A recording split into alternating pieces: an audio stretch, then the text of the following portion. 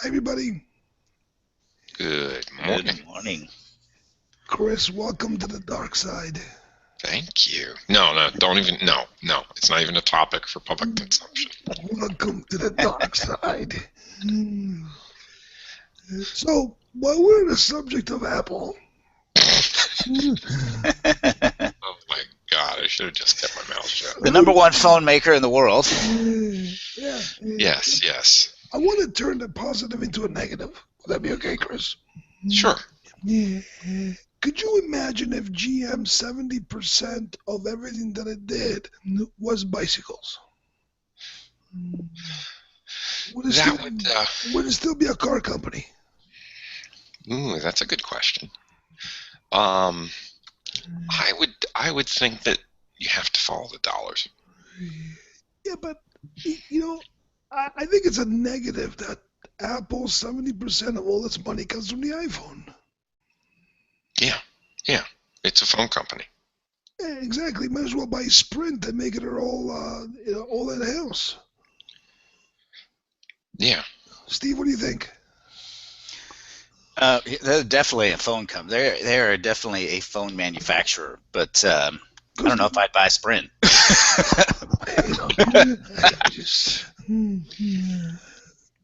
I don't know what else is available. I'll have to look it up. Yeah. But, MDI? No, wait, I'm sorry. Yeah, so 70% of the company's money comes from iPhones. The Yes. iPad is in the shitter. Mm-hmm. Yeah. Okay, I mean, even I have an iPad. I am trying to figure out a usage for it. So why is the tablet in the shitter?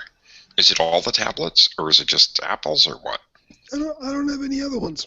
Because I heard that the Surface did very well over the holiday season. It's not a tablet. The Surface is not a tablet. Yeah, I think that's the issue for these tablets. It's not. I think all of the tablets, whether they're Android or iPads, are in the crapper, but they're all getting killed by these hybrid tablet laptop devices like the Surface. Yeah, but I don't think that the Surface is a tablet. I think the Surface is a laptop.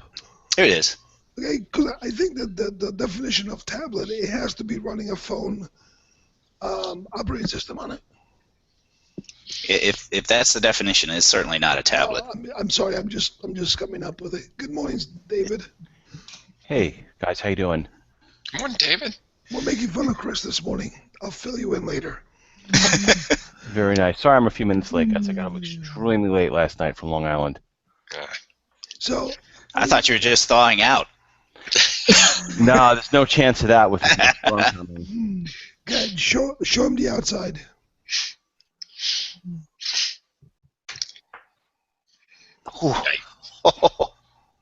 Yeah, we're talking serious tundra.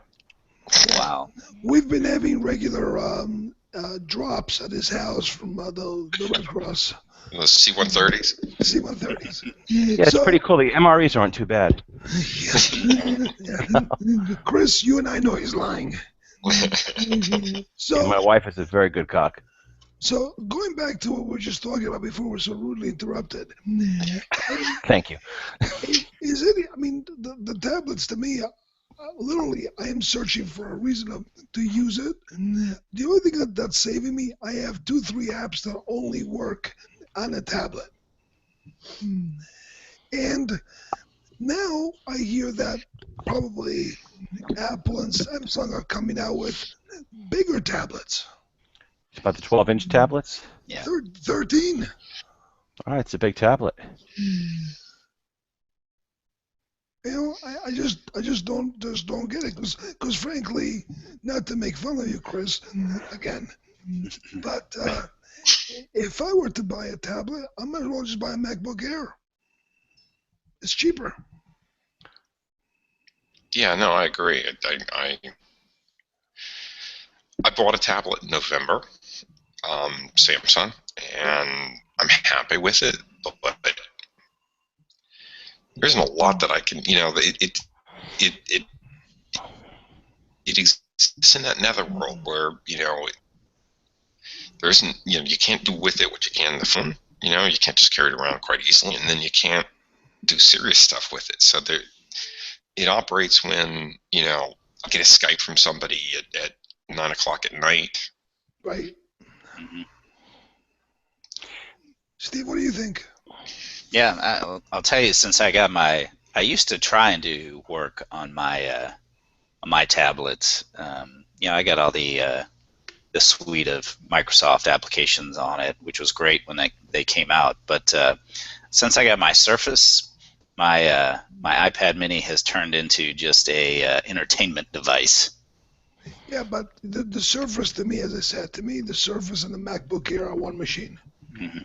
Different operating system. Yeah, and I think you're right. These new devices, you might as well go get one of these. I mean, even the Surfaces are falling in price and getting cheaper than some of these tablets. And I think the problem with the Surface is it's too expensive. So I got a slightly different opinion, well, like usual. So I'm using a MacBook Air as my daily work machine. Wait, you're using a what? wait, can you help, Chris? What are you using? MacBook Air is my daily work machine. Oh, so you're using a MacBook Air. Which I like, but I just had to put Fusion on it with Windows 7 with the full Office suite because the Salesforce integration with the Mac, there's no other word for it but sucks. It's useless. So I had to actually so I'm actually booting up Windows inside of a MacBook Air in order to get a couple of tasks done in Salesforce that are just too tedious to do on the Mac. On top of that, yesterday I had to go out to Long Island, as I said, which is a good 3-hour-plus ride from where I live to take care of some family stuff. And I brought my iPad with me, so we're talking 2 Mac devices. And I had a lot of work to do, but it was mostly just going in and updating fields in a web-based system like Salesforce, using the Salesforce One app. I was able to be semi-productive actually using the tablet, and I preferred it over the Air because the Air I wasn't driving, first of all. Let's just quantitate that I was a passenger, but the Air, just to quantitate that piece of it, because you guys know the Type A sales guy, But I'm using the MacBook Air on my lap, and after about an hour of it, I was just nauseated from it bouncing around and trying to type on the keyboard while I was in the vehicle. And this is the same whether you're on the train or on the bus, I find it. So when you're traveling in some sort of a commuter mode, I find a tablet, whether it's the MacBook or my Nexus 7, the iPad or the Nexus 7, to just be useful, providing you can find an app that's evolved enough that you can actually work within it. Other than that, it's an entertainment machine, like Steve said. Yeah. But I would never try to use the Microsoft suite of apps and actually start building documents and building documents and creating content in it. That would be like a fool's errand. So, Chris, I don't know if Apple is successful because it's got the iPhone. I don't know if Apple is got a runaway item in the iPhone. And lastly is I don't know if it's selling a lot of computers, but because the iPhone is so much bigger, they're dwarfed. But I don't see much evolution and innovation at Apple. Yeah, I think that, if I were looking to, make a recommendation on the stock, I would definitely be careful because I think that one of the things about the phone market today and about, most of the technology market today is that evolution is very rapid. And, 18 months from now, we could be talking about the hottest new phone from, Superbowl Tech or something, right? Who knows? So that's the thing that I think, we have to keep in mind is that, followers and leaders can switch in the market today in amounts of time that most people aren't used to. Yeah, I mean, in 18 months we might be all using Amazon phones. Yeah. I'm kidding. But It could happen. I'll take that action. That's never going to happen. So what Apple has, it's got a foundation of customers. Okay? So if you're an Apple ecosystem, like some of us, you're not going to go outside. With the phone and the dock and, so the fanboys. Right, Yeah. but so how large is the fanboy market? Is that large enough to support the company? I can't imagine that it is. Well, I think that the same thing that's going to happen to Facebook is going to happen to Apple. Because Apple got here because they were the 10%ers, right? Don't pick on us. Don't pick on me. I'm an Apple guy, right? Right. Well, when you're saying don't pick on me now, it's like none. 5 out of 10 people have an Apple something. Yeah, but I think a lot of people can use the Apple stuff right now and not have a lot of experience with technology and be very comfortable with it very quickly for things like iPhones and iPads. And we have a very large percentage of the population, unfortunately, for lack of a better word, that's just likes that. They don't want something where they have to think at this point, and they don't know of anything better or different. The geriatrics guys. Yeah, I wasn't going to go there, but that's I mean that's basically that's my thought process with. I see so many people day to day that are just using iPhones and they just use it because, but they're only using like 2% of what the thing's capable of doing. Well, but Apple was always the geriatrics company, right? So according to Wikipedia, Oh, let's go to the book of knowledge. desktop and laptop computer operating systems. Windows is still 80%, over 80%. OS X is 7.2%. What's their definition of a desktop and laptop? Because those definitions are starting to blur, and that's the problem. I also don't believe those numbers. That's as of December 2014. It's not new sales, right? It's all installed, most likely. It's usage.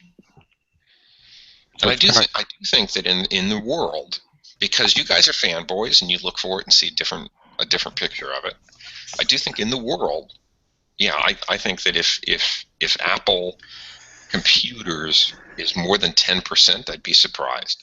Okay, so if you're talking strictly usage, as you know, I have 29 website properties, right? When I look at the analytics, 35 to 40% is Apple stuff. Yeah, I know those numbers just seem like they're more install-based numbers. I think the usage is higher. Well, the article I was looking at, and I'll give you guys the link. It's okay. Well, I guess. At least he went out smiling. It's that Google Fiber he's got running to him. He got scroogled right in San Francisco. Oh, God. So, I mean, that's the thing. As I say, when I look at people using it, I get 9 members. I really do. I think we have to put that picture of him up on the website. I think so. What if we can get a picture of that? Put that on our Facebook site. He looks so happy. He does. Almost blissful.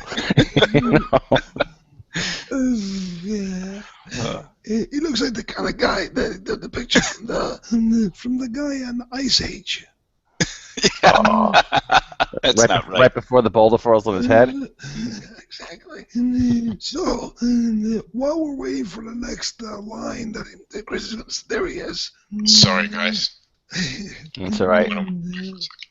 Got hit by that freeze ray? Yeah, that's it. Can you go down the street and see Eric Schmidt, see if you can get some more bandwidth? I'll see what I can do. I'll definitely be working on that. So I don't know where we lost you. You're going to share a link. Yeah, he was going to share the... I'm trying to. See, I got this weird computer, and I don't know how to paste stuff into the... Well, you keep saying that. I'm going to open up the can of wool pass on you. It's not right. So,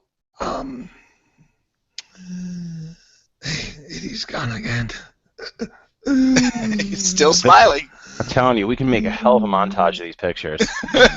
Just have like a Brady Bunch squares on the screen in one image. Oh my God, that'd be awesome. If nothing else, Apple computers make you smile.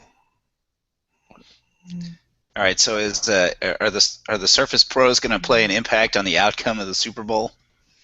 I think it's ridiculous. I think Microsoft is paying so much money to. And it's funny if you watch closely when they use the Surface Pro, the guys are always using paper above it. Yeah, they're using as a note as a drop for their notepad. Right, You know? as a paper. It makes a great clipboard for a foreman at a construction company. Well, I mean, but the problem is you can't see laptops in the daytime. Yeah, they're hard.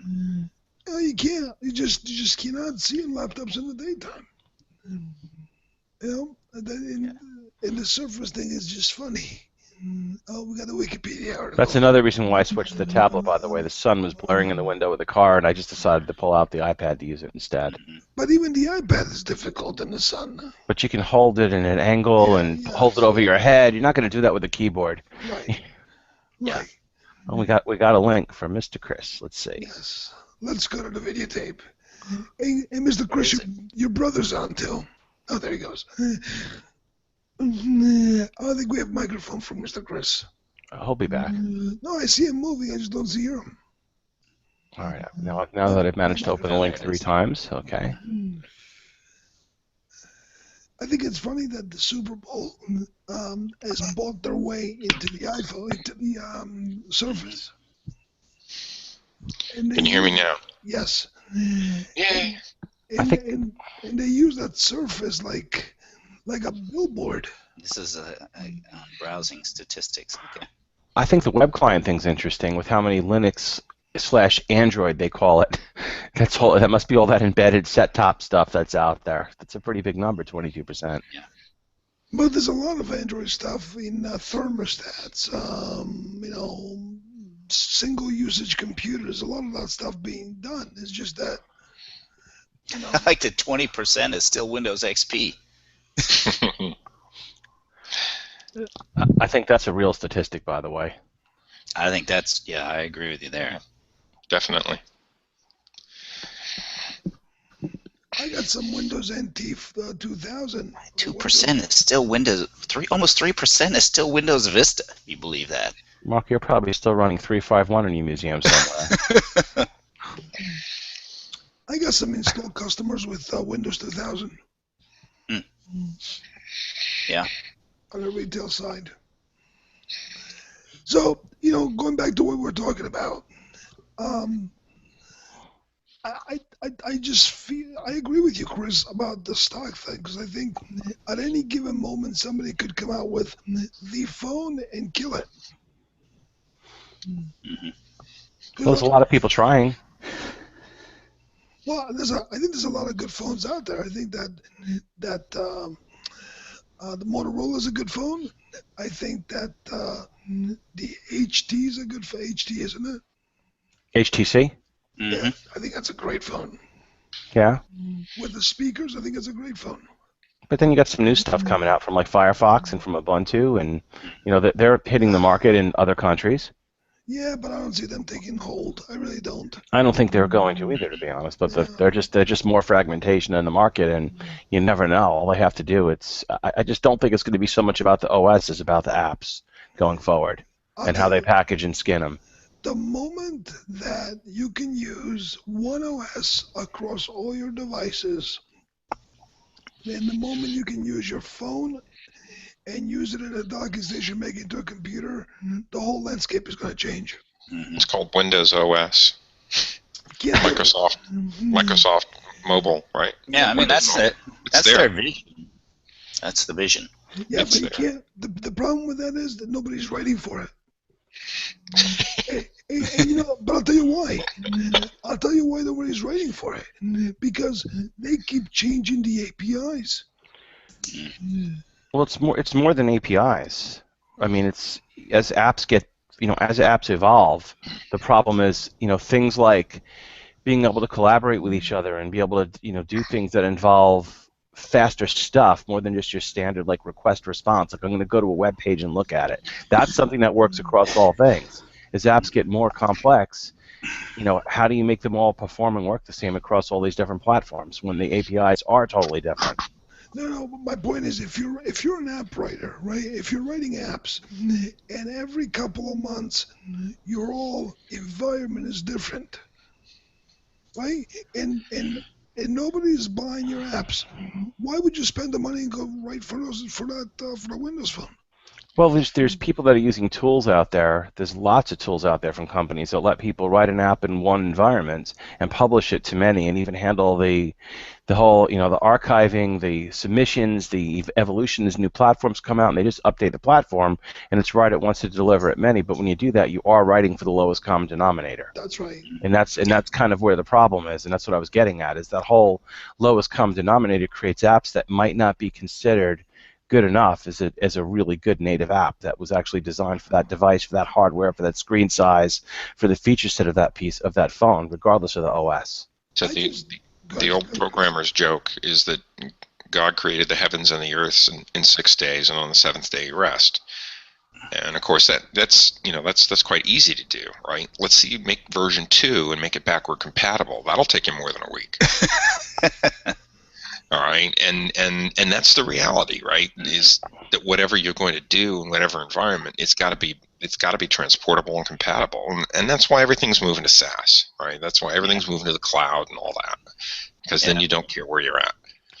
Right, but you only those applications can only work a certain way across those devices. You're limited with what you can do from a creative perspective. Sure. SaaS is not clean, right? SaaS doesn't give you that crisp feel. Yeah. I just think that if I was Microsoft, right, and you made all your apps work exactly the same responsively in all your devices, you'd have the market.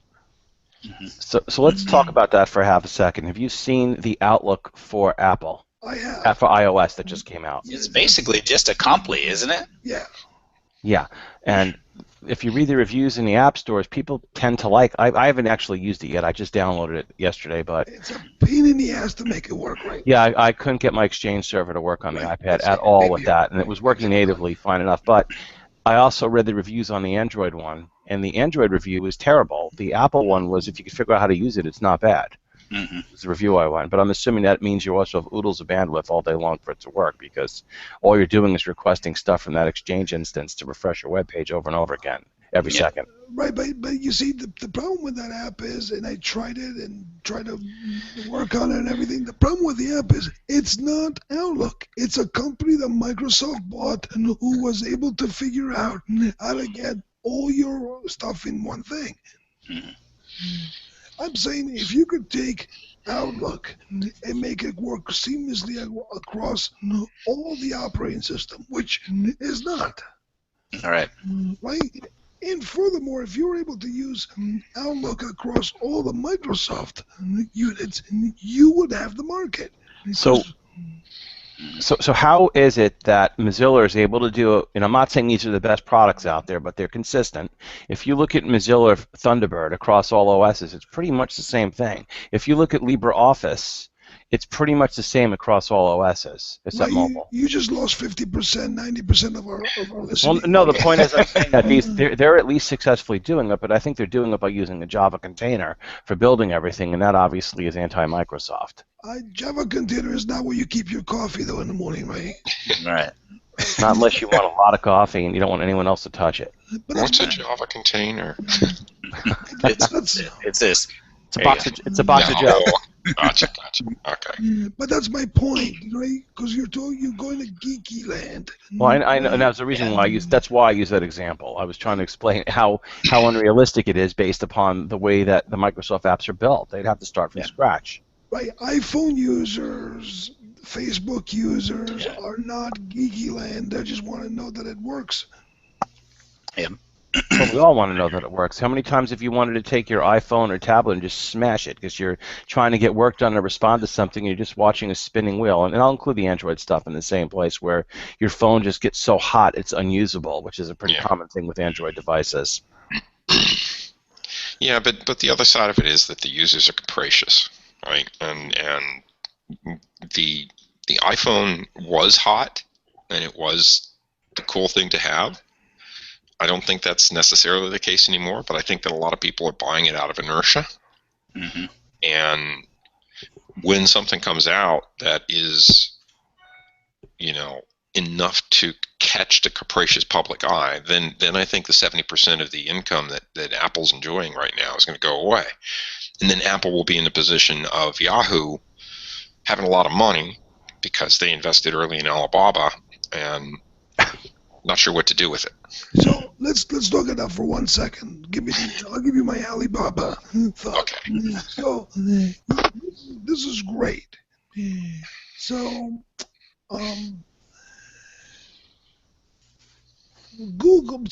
Yahoo is worth $40 million. $40 billion.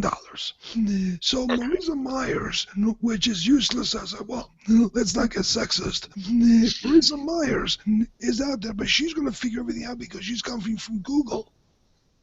Sure. Right? Which, Steve, it's like saying you come from Accenture, so you know everything there is to know about everything, right? I thought that was true. It is. So Marisa Meyer goes out there and goes, my big thing this year is going to be, I'm going to make money by spinning off Alibaba. Does everyone know what Alibaba is? Well, the four of us know. Nobody else is going to be. So this is going to be a closed conversation. Everybody knows what Alibaba is. Our right? Chinese listeners know. Yeah. I've talked enough. I've seen all the hits we've been getting from there, so I guess we're okay. Right. So, And I'm assuming they're all loyal listeners. Go ahead. So it's like a mixture of eBay and Amazon. Okay. In China. In China. Well, no, it's worldwide. I've been using Alibaba for years. Largest IPO ever, right? But it's also like a Granger thrown into it too, right? It kind of has more of a commercial spin. Yeah, very cool. That's true. If you don't know what it is, go to Alibaba after you listen to this podcast. So, $40 billion company. Yes. And she's going to spin off Alibaba. She spins off Alibaba, who is worth $40 billion. In which case, then Yahoo is worth nothing. No, they actually say that Yahoo is worth negative $6 billion. Right? And now she says, I want to get my search engine on all the iPhones. What search engine is she talking about? Bing? Well, Yahoo still has a search engine. No, they don't. I thought they were still running their search engine. No, they use Bing as their search engine. I thought they did a deal to use Bing as the back end. Yeah, they've got the front end. Oh, they've got the front end. Okay, so Yahoo's got news and mail. They have some great content. I think their financial stuff is great. Their news. I think their technology stuff is great. Their content, but it's content. Yeah. It's not working for AOL. Yeah. No. Content is worth next to nothing anymore. You're going to get some eyeballs on the content, and you're going to convert some of that into advertising, but so does everybody else. Yeah. Well, the problem with the content is that somebody like us running a stupid podcast or something like that is going to say, hey, I just read this, here it is, it's really cool. If you want to read more, you can go there, but I already gave you the synopsis, so you don't actually have to go there. And frankly, I don't think any of our listeners have to go anywhere else because we've already given you our skewed view on things. I like the way we're telling people how to think. That's pretty cool. So content production Shut up, as an industry is dead in my mind. Boy, but their content's a little bit different. Their content is video content. Doesn't matter, right? It doesn't matter. It's the business of content production is dead. Well, you would know. In my mind. No, but I suggest that you would know. Well, he's in that business now. Yeah. He's in marketing. I hope side he of things. knows. But Yeah. I mean, look what happened to companies like the Times and Associated Press, all these news agencies. How many really good, journalists have been laid off and aren't working anymore because there's no more work for them? Or the whole idea of local journalism is gone for the most part. Well, I think the idea of journalism, period, is gone, right? Yeah, but I mean, it was an evolutionary shift that happened about 5 years ago, and very few people paid attention to it. We're going to take whatever comes out of Twitter and put a Times article on it, and that's going to be our news. Yep. Yeah. Yeah. It's just the problem is that desktop publishing, right, was a concept, a decade and a half ago, and that's gone because it's real, and now anybody can become a publisher and publish, and so there's no reason that you need to pay anybody for it because there are a billion people who are scrambling for attention to say, here, I've got some great content, check this out, like me and validate me and all that, so you don't have to pay for content anymore. Well, but we're in the Kardashian culture now, right? It's a whole different world. Well, that's a different concept entirely. But look at TechReact for I a know. second. Look at our podcast, right? So what TechReact does is go out there and find content that matches our keywords. Mm-hmm. Yeah. And then we repost it. And then there's no reason for anybody else to do anything more than that. What was the AOL local reporting thing? Patches. Patch. Yeah, the AOL patch. Yeah. Right? It was a great concept, but again, they tried to pay people to do it. Yeah. And why do you need to pay anybody when there are 100 million people out there scrambling for attention, trying to get attention just like we are with our podcast, and trying to see if they can get people to read what they write or listen to what they say or watch their video. Right, and this is not, we're not trying to get attention. This is merely a drinking club. We don't want you guys to listen. Yeah. More fun when we did it at night when we were able to do the vodka and scotch instead of the coffee. But, yeah. That's good. I can't. We're not doing vodka and scotch anymore. Well, sorry to spoil it for you. Let me put that away. Got to send him the memo. Yeah, Darn. this is just a glorified drinking club that gets views. But yeah, I this whole content thing, and you know who I'm thinking of, Chris. Who cares? Right? Who cares? The only reason I want content is to qualify my web property. Yeah. Right? Yeah. So if I get content that matches my keywords, Google says, okay, we know what this is about. So what do you think of content marketing, just pulling it back towards the enterprise a little bit? So content marketing is a little bit different for me because I don't think of aggregating blogs as content marketing. Yeah. It isn't. I agree with you there. To me, content marketing is marketing content. No, I'm only kidding. You're getting way too zen for me there now. Go ahead. No, to me, content marketing is, let me tell you how my company is different in the subject line. Yeah. Yep. Okay? Yeah. Content marketing is just giving people a reason to buy your product or to think about your product. We're dragging And people to your that's website right. so that, yeah, exactly. To me, a blog is not content marketing. Right. Yeah. Right. It's, Okay. because to your So point, now we solved. because to your point, Chris, if you want to do patches, all you have to do is just find people that stream a lot of local stuff, either on Facebook or Twitter, or even Well, here was Instagram, right? Well, here was the thing: is that AOL was saying it's going to be the largest collection of local news anywhere, and that's wonderful.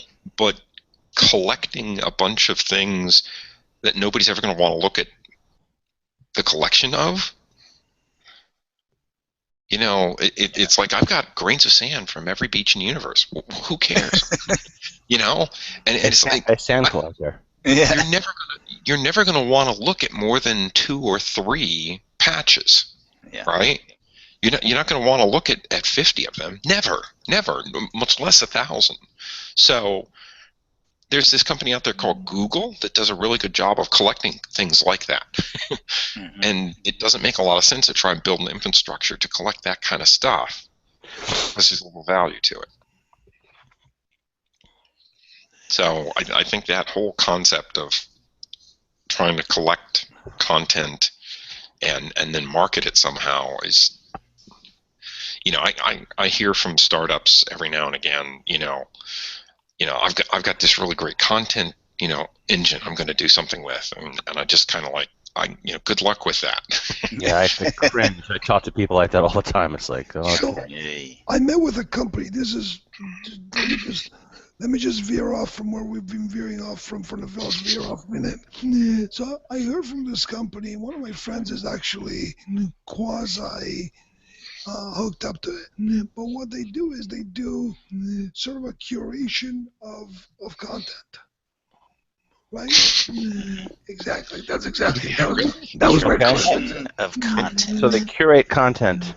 Right. So what they do? So that Google thing is their competitor. But it gets worse. So. Oh, it gets worse. Yeah, it gets worse.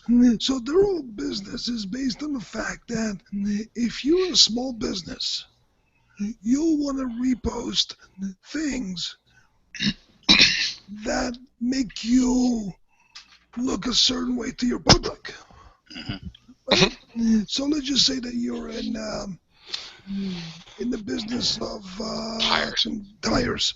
So you may want to post articles that are about the usage of tires, right? Right. And Inflation. Or deflation. And Just to bring it back to the Super Bowl. depending on what your usage is, for example, so if you have tires, you can say more people are getting blowouts because of hitting nails. Who cares? Yes. Yeah. I mean, have you ever gone to any one of your vendors or people you work with to look at their content? Think it's not skewed? No. There are a few times when I would find content from a vendor to be authoritative. Like for instance, Wikipedia. I pull up a Wikipedia article on computer usage, and everybody decided to, negotiate whether or not that was an accurate article. But that's another question entirely. The book of knowledge. But if I'm looking at computer stuff, I wouldn't mind looking at at Microsoft or Samsung or even at Fruit Company if I were looking in that direction. But they've only got 10% of the market, so nobody pays much attention to them. So yes, all the stuff that you're going to look at, depending on what you're trying to do, some companies are definitely going to have an authority, and I think the skew that they're going to put on the article is going to be detectable. Right, because you're not going to go to Microsoft and somebody's going to say, you know what? When it comes to this, you should really buy that other company's phone. Yeah. So I'm just going to go to Google. Mm-hmm. And Google never lies to us.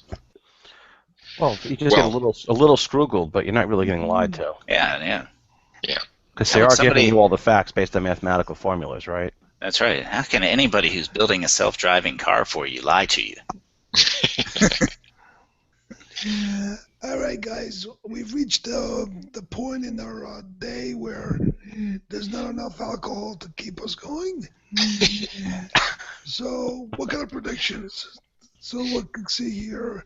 Steve, who do you think is going to win today? The Patriots. Oh, yuck. What about you? David, before you drink? Well, I want to see this. I want to see the Seahawks win. I just not sure if they can pull it off. Yeah. Actually, I think that the Patriots are going to lose. Wait, hold on a second. Nobody asked you. I'm sorry.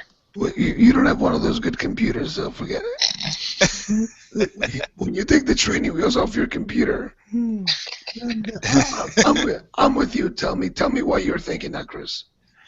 I think that they're going to be too distracted by the whole Deflategate thing and the mental concept of cheating. Are you cheating or not? And I think the margin of winning and losing in the NFL is so close that carrying that in the back of their minds. When you look at when the Patriots played the Giants in a Super Bowl, and the Patriots were looking at the perfect season.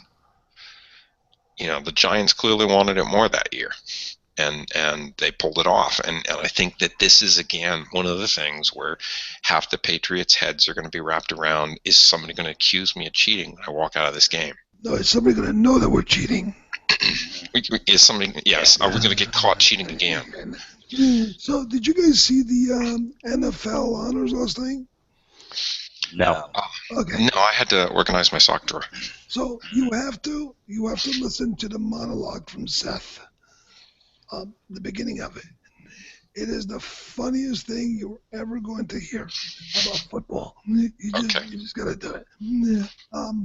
But I think that the Seahawks are one of those teams that are just one of those wild things that you don't know who's gonna show up. Yeah. Yeah, that's my problem with them. You just don't know. That's why they could potentially pull it off. It just, you just never know. West Coast boys, West Coast. Look how fast he changes. Oh my God. He's already been brainwashed. He's already voted to separate San Francisco into its own country. And now he can only get his HAL 9000 working on the podcast. Did you hear that? The guy from Texas. Only I can have my own country. Guys, have a great day. I will see you next week, and we'll be back to our drinking game. Thank Sounds you. good. Thanks. Bye, guys. Bye, guys.